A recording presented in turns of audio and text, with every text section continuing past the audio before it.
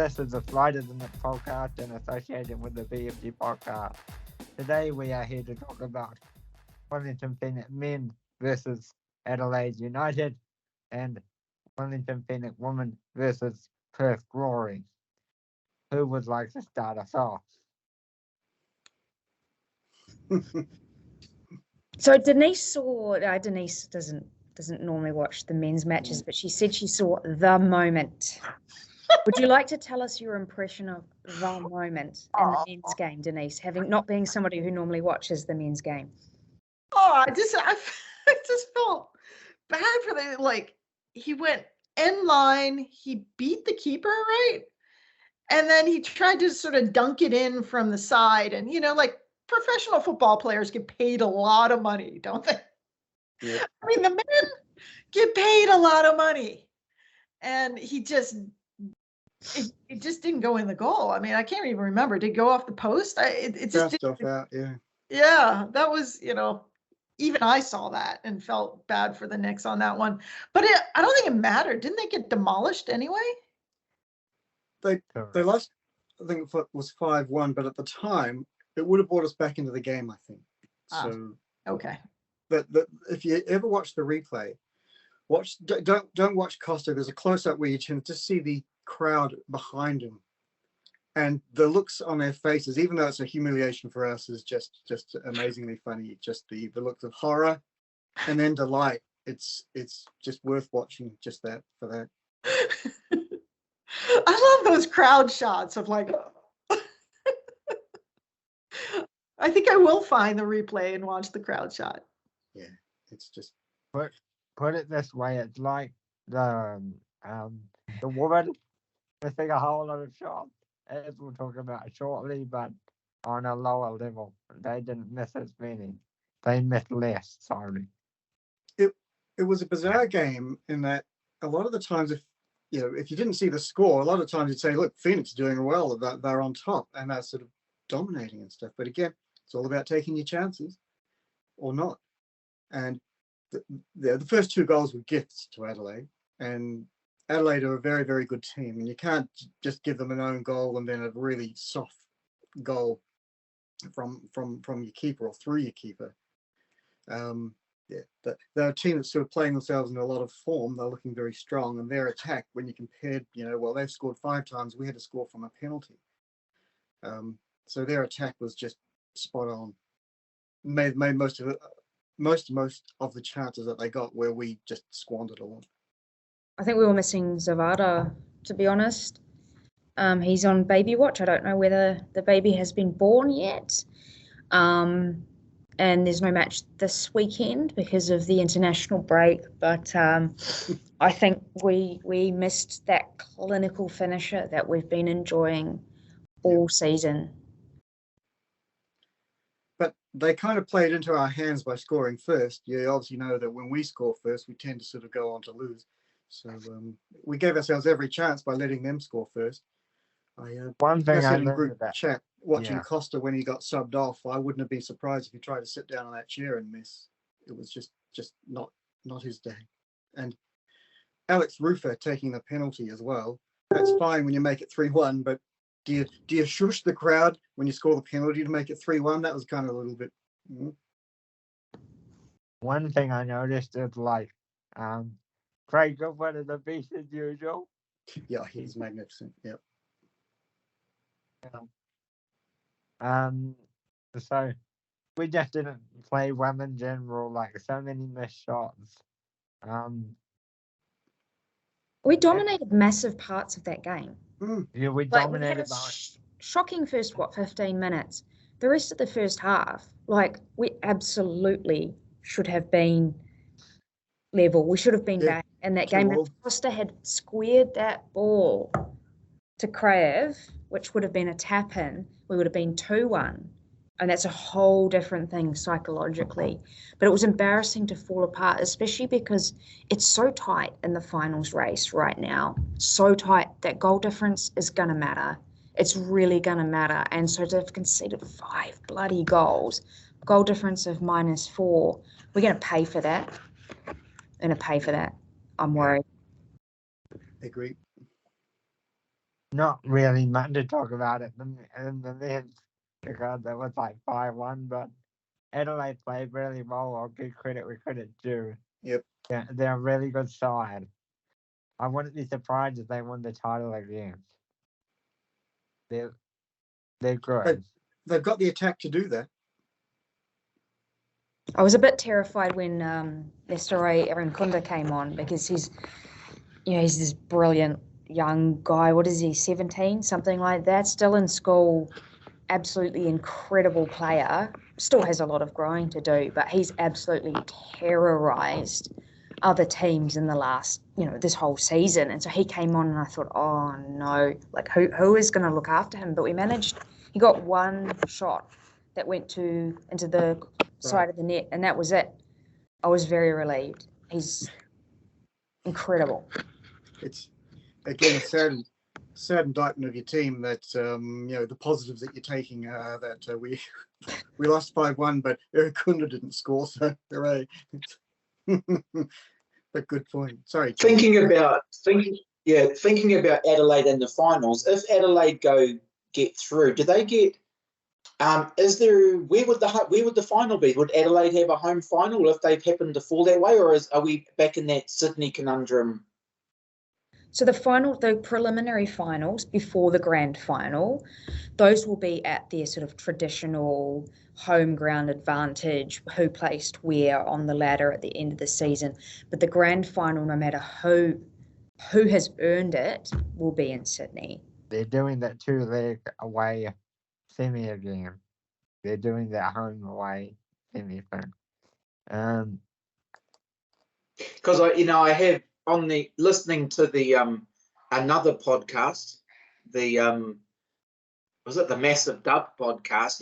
When they were saying that when Adelaide and somebody else had a home final a couple of years ago, like I think it might have been Perth or something, like the whole city just went bonkers, and it was just full, and football energy in the city was just overflowing and huge. And it's like, man, you would love to see that happen again outside of Sydney. Nothing against Sydney, but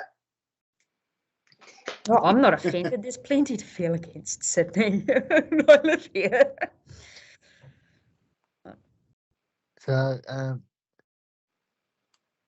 what else can we say? Anything else about the men, or shall we just go straight to the women? Yep. Flush the handle, turn the door, spray the spray. Let's talk about the women's game. Okay, straight to the women then. So, one thing I want to quickly touch on after this, because we'll do it after. They lost. They lost 1-0, and they couldn't score either. But it was even worse. They had so many chances, but they could not score. So I didn't get to see the game, but I did see the messenger chats that were going on among this group, and there was some very upset, irate, and frustrated messages from a few people in this group going, "Why can't we just get the ball in the goal?" And I think that probably describes the afternoon and how it went. Yep. Yeah, I actually wasn't in the group, so don't look at me on that one. But it was frustrating. It was, they had us the first 20 minutes. They really did. They came out storming. And the coach afterwards said, hey, we focused on that. We focused on a very fast start. And unfortunately, our women looked a little jittery. Asleep. Yeah, a little bit of all of that. Just a little bit frazzled, like, oh my God, they're coming really hard at us right now. And they controlled, in the beginning, they controlled the midfield, but we had the flanks, but the midfield, we lost that war at the beginning. The flanks look good. I mean, Satchel was flying down. She had what I thought was a very good game and put in some good crosses. A bit like the men, Denise. They look sensational, but they just couldn't score. Yeah. Yep. I mean, the Glory keeper had a really, really good game. Like, she put up some absolutely stunning saves, but it is frustrating still that we just couldn't put the ball in the back of the net. And apparently, there was an article or a comment that had been made that the Phoenix women need to find their Zavada, their Oscar Zavada. And I was just thinking, why can't we have Jale? Like, we gave away our Zavada. Jale is still the highest scoring player ever in this team, and she hasn't even played for us this season. I may be beating a dead horse. Like, it's done. We don't have Jale right now. But, we just need someone to put the ball in the back of the net. Exactly. If you notice a lot of those shots as well, and Holly, you called it out in the group chat, they weren't powerful. They were perhaps in the right direction, but there's no power behind them, so they just sort of simply dribbled to the keeper and she snapped them up. And you want somebody who can do a turn and a power shot like Jale, or I've made a note there.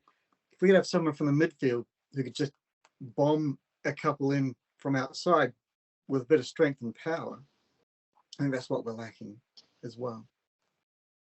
Just quietly, over in the NPL through the opening rounds, Bree's sister Siobhan is having a bit of a cracker of a season, and Bree put a thing up on Insta today going, "Oh my, Siobhan's doing great." And our message, I was like, "Can Siobhan come to the Knicks next year? Because we need an out-and-out goal scorer." Yeah, we definitely do. We need a proven goal scorer where it's, like everyone else is sourcing them from America, but if we can get them from Bankstown, all the better. Yeah. That's the thing, is that a lot of these goal scorers, they're imports. They're imports, and mostly from the States. They're importing a striker from the States, and we have not been in a position to import any position.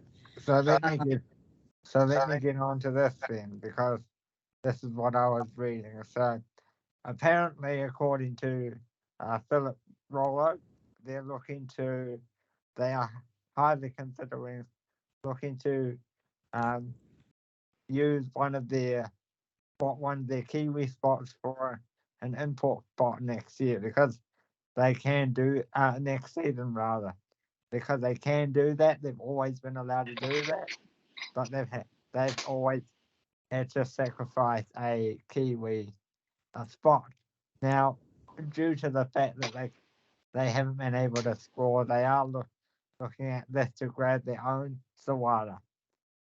Now, what would everyone think about this? Would you rather, would you sacrifice a Kiwi?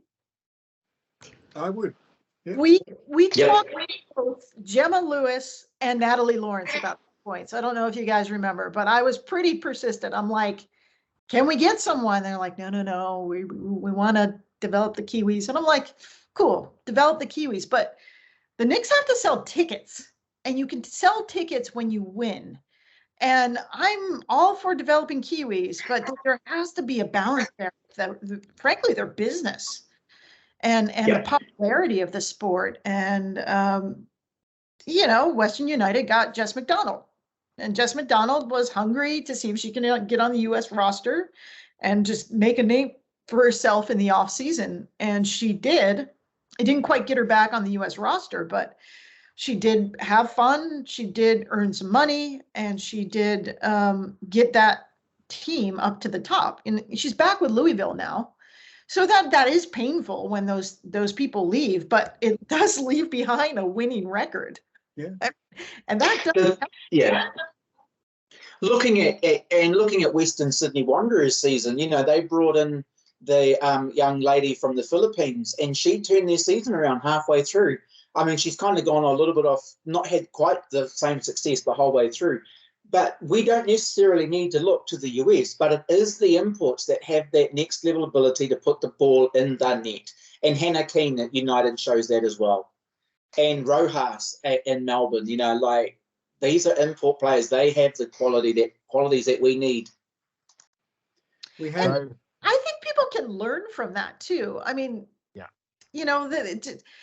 just developing in your own little bubbles is okay, but you really, like someone who is a pro and has done it. I mean, these they are valuable in and of themselves.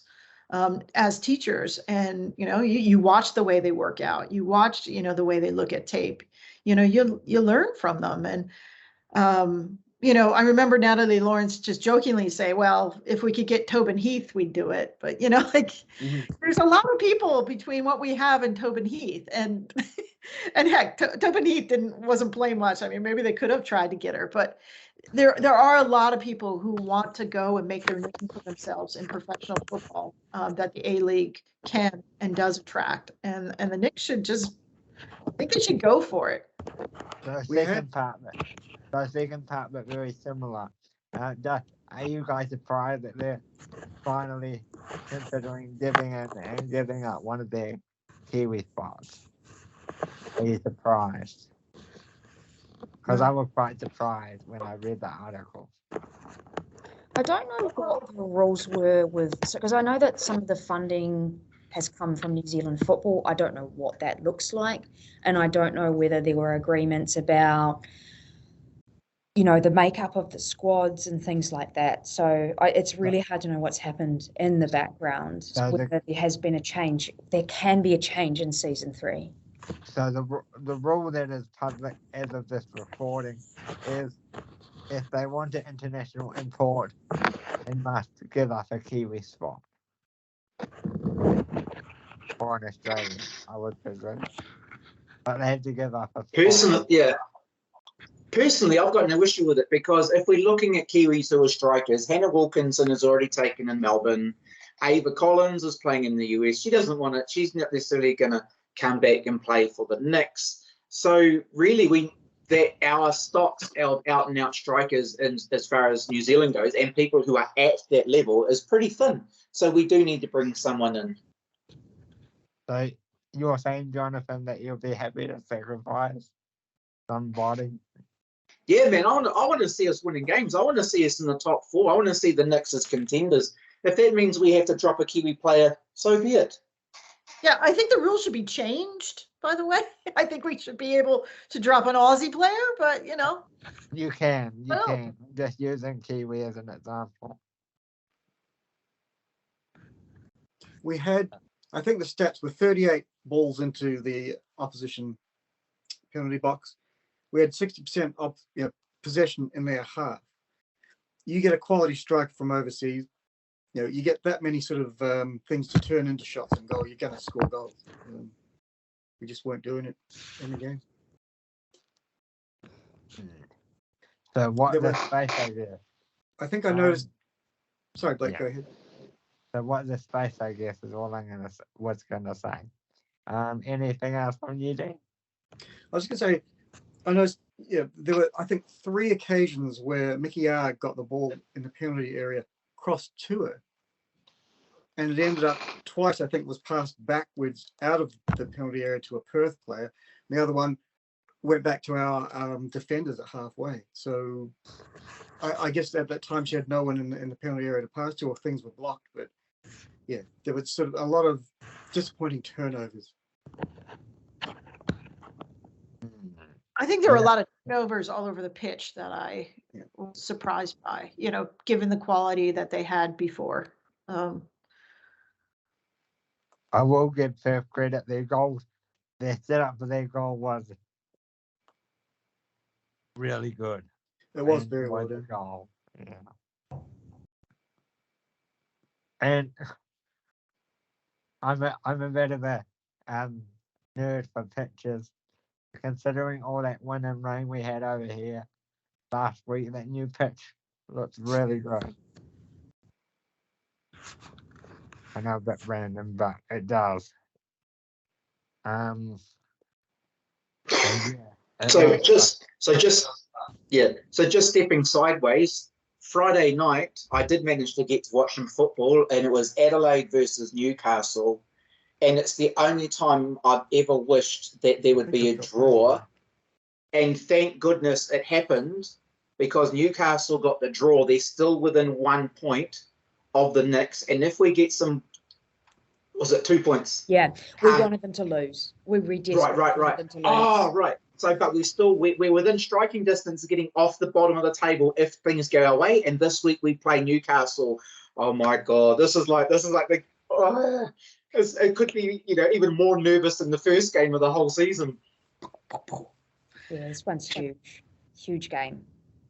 Yeah, I mean, they should still be motivated because this is actually the right team to play at the end of the season, at this point. Because if they can get ahead of them, then they have a little bit momentum and they can pat themselves on the back. But these players got to be tired. I mean, this is a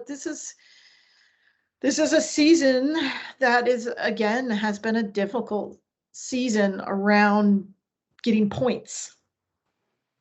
I kind of feel like last season, even as a fan, was just kind of entirely running on adrenaline. And I figured that's not how you could make it function this season. So I would be tired. I'd be tired after the first season. I was tired during the first season as a fan. I don't know what the morale is or how they've sort of kept it together this season, considering how different last season was. But they have to be exhausted, and the fact that we're still at the bottom of the table is really and it's football, but it's disappointing that we're not scoring more goals. Now there was a sorry Blake there was a photo at the end of the game with everyone in the huddle, and there's actually two, and there's you can see Chloe's face, and she's just absolutely distraught, broken as a player. And then there was another one I saw today, and there was a Saskia who didn't make the game day squad in the stand by herself, and you could just feel the emotion and just the disappointment. So I think you're absolutely right, Holly. I don't know how Nat and the coaching team are going to keep their energy lifted, but they've got to. This is really the deep part of the season where they've really got to just find that little extra something.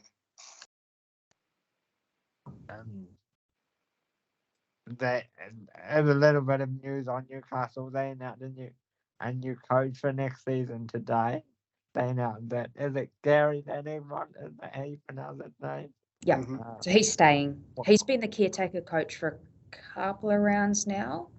He'll be the coach for the upcoming season for Newcastle. And I believe what's interesting with that. Sorry. What's interesting with that is that Newcastle has some US imports, but they haven't had the greatest season.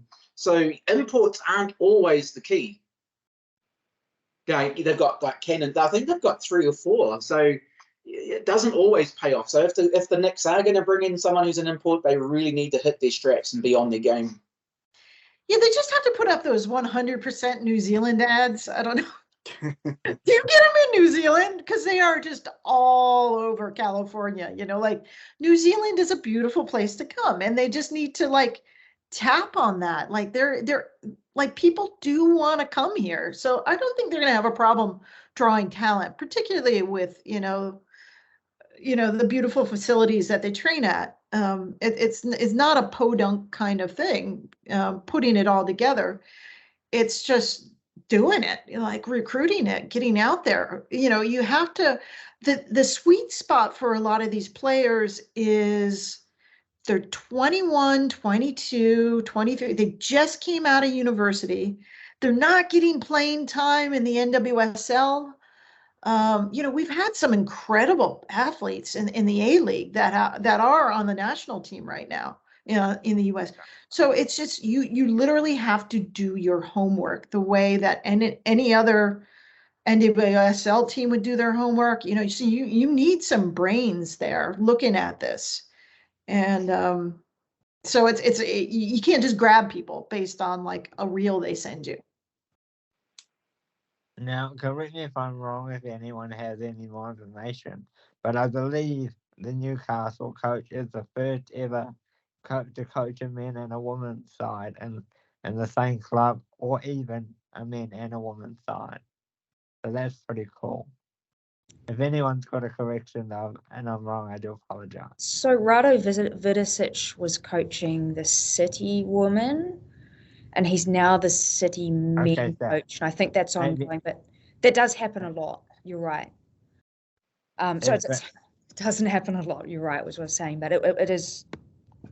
It's good to see him go the other way, actually, as well, because often the women's team is seen as a bit of a stepping stone. You know, oh, I want to coach the men's team, and this is a stepping stone to get there. So it's actually nice to see someone go the other way. Hey, Dean, where do you think Uffy would go, switching over and taking in coaching the next women's team? I think he'd go all right, actually. Yeah, probably less swearing, maybe. You'd have to learn. But yeah, we had some feedback. Yeah, look, they had a really good assistant coach. I'm cool with that. They had a training session where Chris Greenacre came and trained with them once earlier this season. The feedback was really, really positive. It was great. They learned a lot. So to have someone like that involved would be terrific. So Wolfie, but having Greenie, yes, I'd go for Greenie as an assistant coach. As we wind this down, does anyone have any other comments about anything that they want to share? Do we want to talk about the expansion discussion, or should we leave that for another time? Oh, right. We can quickly touch on it. So the A-League are looking at doing Canberra men's and Auckland men. So what does everyone think about that? Just quickly. I think Auckland's men's and women's. Both. Sorry. Yeah. Yes. And I'm excited for the scope and the additional pull for players both in New Zealand and Australia to get over to actually sort of play. So more teams, the more players you need, the better opportunities for everybody. The only thing that concerns me is like the financial viability, or not necessarily the financial viability, but the footballing viability. Like the last two expansion teams were poorly chosen. It seems to be the consensus that was the Macarthur men and the Western United men. I think Western United is on the right track. Macarthur, I'm less sure about. But there was sort of a lot of clubs that would have been interested that missed out. They missed out for these sort of out of nowhere teams that haven't actually done very well because there's already two teams in those cities. So I am a little bit worried that you'll be cannibalizing the New Zealand market. You know, if you were to get a whole bunch of new fans to support Auckland, whatever it is, instead of cannibalizing Wellington Phoenix fans, otherwise you've just not got enough people. I think Canberra will be viable. They've already got a women's team, and it sounds like the women's club would be happy to have the men's team as part of their club. I heard that on Dub Zone when they interviewed the Canberra United, one of their board members. No, maybe it was Capital Football. I'm not sure. Anyway, so they have an infrastructure there to build on, but for Auckland, I don't know how that's going to work with the Knicks sort of being the club currently. Two quick points from me. So for me, Natalie Lawrence said in her press conference that if they want to add an Auckland woman, they're going to have to lift those restrictions that we were discussing earlier. Mm-hmm. She felt that was the only way they were to be viable, and from a football growth point of view, it's going to be amazing to have a Kiwi derby over here. I'm looking forward to that. Yeah, I'd love to be at one of those.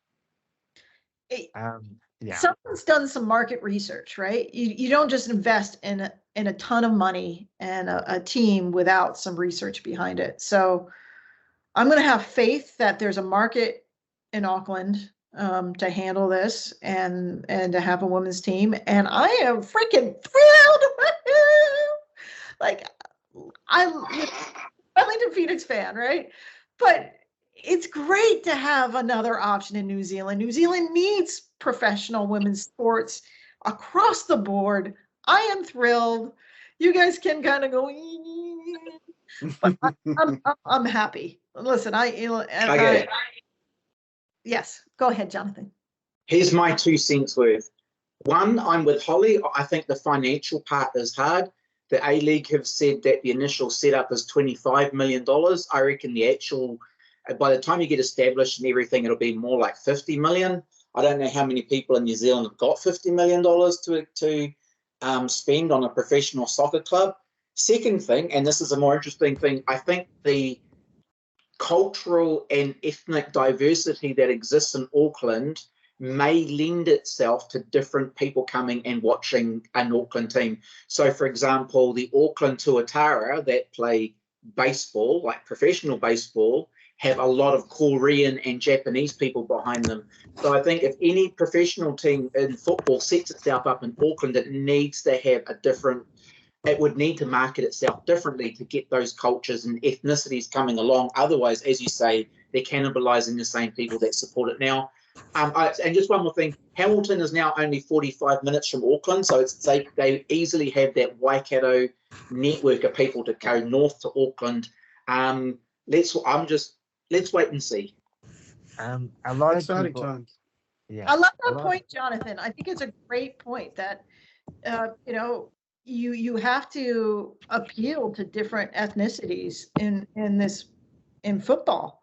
You see it in America, the biggest games are Mexico, USA, mostly with more Mexican fans, even though they're in America. I mean, they're a huge money-making thing. In the NWSL, you have many of the clubs are bilingual, particularly who are down towards the border, and that's great. And, just tapping on the entirety of New Zealand in football. Now, the South Island's pissed, right? They're like, They don't have anywhere to play. That's the big problem with the South Island, I think. Final comment about the Auckland team for me. They said they would either play at Mount Smart or North Harbour, so that's interesting. Oh, and a lot of people said that they would support both for the other thing. So interesting. Anything else? Are we good? I'm off to the Newcastle game on the weekend. I'll probably be there by myself.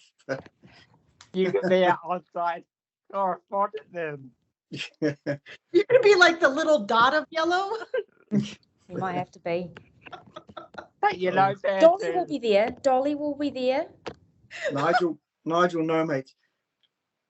It's just a man and a sheep. Yep, that's all right. No It's just shame a on that. typical South Island evening. On that note, we will talk about it next week, and we'll see you on the show next week. Don't forget to like and subscribe this video, and we'll see you on the next one.